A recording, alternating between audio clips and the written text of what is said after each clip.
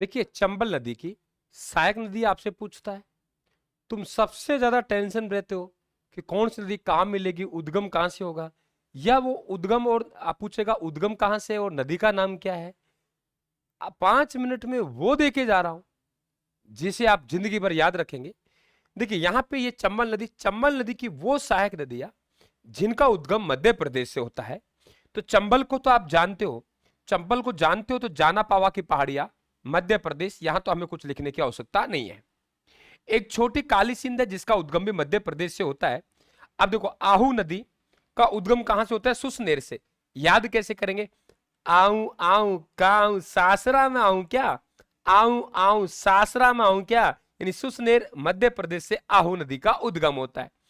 काली लड़की देखने गए, काली है बेकार सी है, तो देवास गया लड़की देखने के लिए। कौन गया, देवास गया। देवास ने कहा काली है तो बगल में बैठ जा, शादी नहीं करनी है।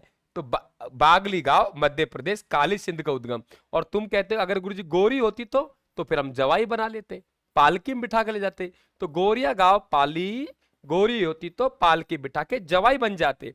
तो जवाई नदी का उद्गम गोरिया गांव पाली से होता है। तो देवास ने कहा काली है तो बगल में बैठ जा, यानी काली सी नदी का उद्गम देवास की बागली गांव पहाड़ी मध्य प्रदेश से होता है। अब देखो यहाँ पे हमारी नदी है परवन, है ना। और कैसे कहेंगे, ओ गुरुजी माल खाने वाले लोग कभी परवाह नहीं करते।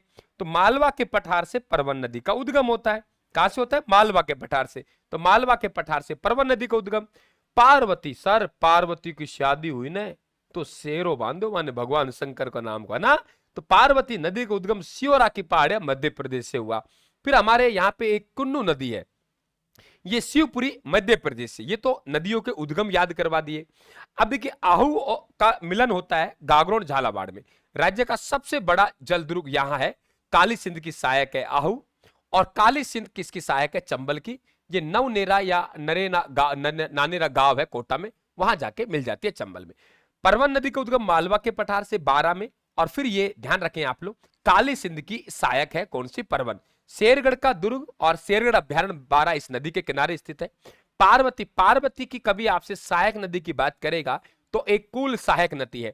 और पार्वती यहां से चल के देखो, यहां पे पाल घाट पड़ता है सवाई माधोपुर में ना, पाल घाट। तो पाल घाट सवाई माधोपुर में चंबल में मिल जाती है। इधर के कुन्नू नदी शिवपुरी की पहाड़ियों से चलने के बाद एक बार कोटा में आती है और फिर कोटा से बाहर निकल जाती है। यानी एक बार राजस्थान में आएगी, माफी चाहूंगा 12 में, राजस्थान में आएगी 12 में, और फिर 12 से बाहर निकलेगी पुनः मध्य प्रदेश। यानी मध्य प्रदेश उद्गम एक बार यहाँ, फिर मध्य प्रदेश है, फिर ये मुरारा पठार के पास करौली में जाके चंबल में मिल जाती है। ये ध्यान रखें आप लोग। गुंजाली नदी का उद्गम जाटगांव से होता है, चित्तौड़गढ़ में आके मिल जाती है। इधर बामनी नदी है, वो बहसरोडगढ़ चित्तौड़ में आके मिलती है। आपको मालूम है बहसरोडगढ़ का किला यहाँ है। चूलिया जलप्रपात, जाखम बांध 81 मीटर, उल्टा कर दो 18 मीटर। चूलिया जलप्रपात की कितनी है ऊंचाई, 18 मीटर। तो ये वो नदी है जहां से मध्य प्रदेश से उद्गम होता है और मध्य प्रदेश की सहायक नदी है। अब कुछ नदी ऐसी भी हैं जिनका उद्गम कहां से होता है, राजस्थान से होता है। तो राजस्थान से उद्गम होने वाली वो नदियां जो किसकी सहायक है, ध्यान रखें आप लोग, चंबल की सहायक है। वो आपके सामने फिर रख रहा हूं मैं। ये तो मेरे हिसाब से क्लियर हुआ, कोई डाउट नहीं है आप लोगों के। अब आगे देखिए, यहां से ऊपर चलेंगे, हमारे पास कुराल नदी। तो कुराल नदी का उद्गम यहां ध्यान रखें ऊपरमाल भीलवाड़ा से होता है, बूंदी की सीमा पर चंबल मिल जाती है। बिजोलिया से मेज नदी का उद्गम होता है, बूंदी की सीमा पर चंबल मिल जाता है।